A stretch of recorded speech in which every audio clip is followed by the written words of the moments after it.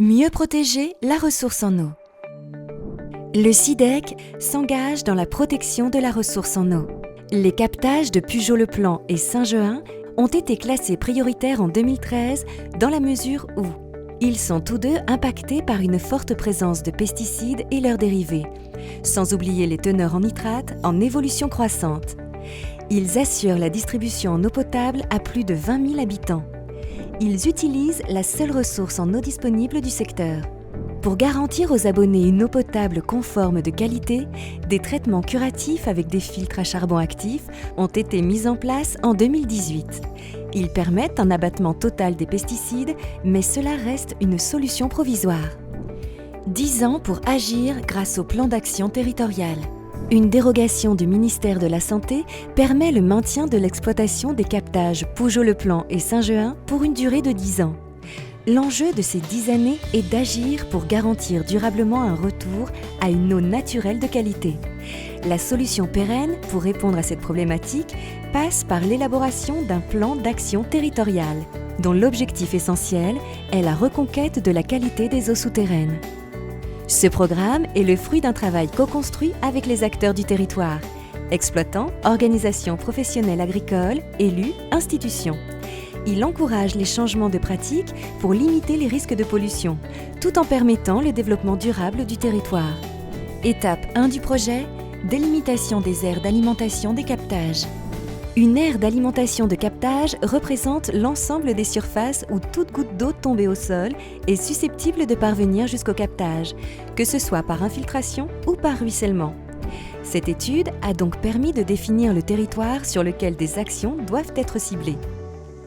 Par leur proximité et leurs similitudes hydrogéologiques et agricoles, ces aires sont considérées comme un seul secteur. La stratégie et les actions menées y seront identiques. Ce secteur représente une surface de 21 km², essentiellement agricole, qui s'étend sur 8 communes. Étape 2 du projet, diagnostic territorial. Il permet d'identifier les spécificités et contraintes du territoire afin d'élaborer un programme d'action adapté. Les 40 exploitants agricoles présents sur l'aire d'alimentation des captages ont été rencontrés. Ce diagnostic a ainsi permis de mieux connaître le territoire. Nous distinguons 40 exploitations qui représentent une surface agricole utile de 1500 hectares. 70% de la surface agricole utile consacrée à la culture du maïs. 2/3 de cette surface est irriguée.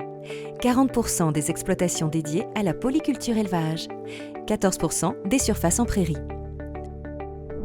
La majorité des agriculteurs du territoire a la volonté d'entreprendre, d'innover et d'initier de nouveaux projets.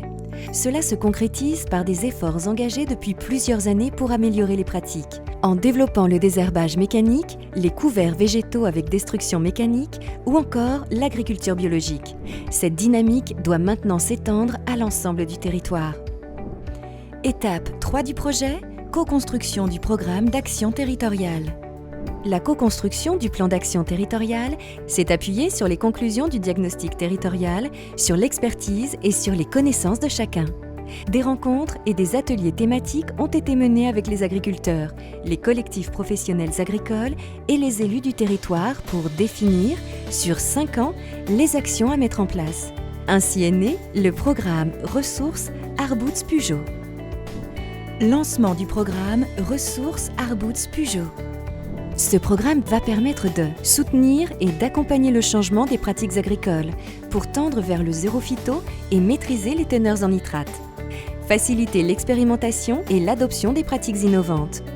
Encourager l'acquisition de matériel performant. Favoriser le partage d'expériences et de connaissances. Accompagner au développement de filières et à l'émergence de projets de territoire. Sensibiliser et informer l'ensemble du territoire à l'enjeu eau. Ce programme d'action, animé et coordonné par le SIDEC, engage 13 signataires. Le montant du programme Ressources s'élève à 4,75 millions d'euros sur la période 2021-2025. Ce programme est rendu possible grâce au soutien financier de l'État, de l'Agence de l'eau Adour-Garonne, de la région Nouvelle-Aquitaine et du département des Landes, sans oublier l'engagement de tous les exploitants et organismes agricoles. La réussite de ce programme ambitieux nécessite une forte mobilisation de l'ensemble des acteurs du territoire. tous engagés pour la reconquête de la qualité de l'eau.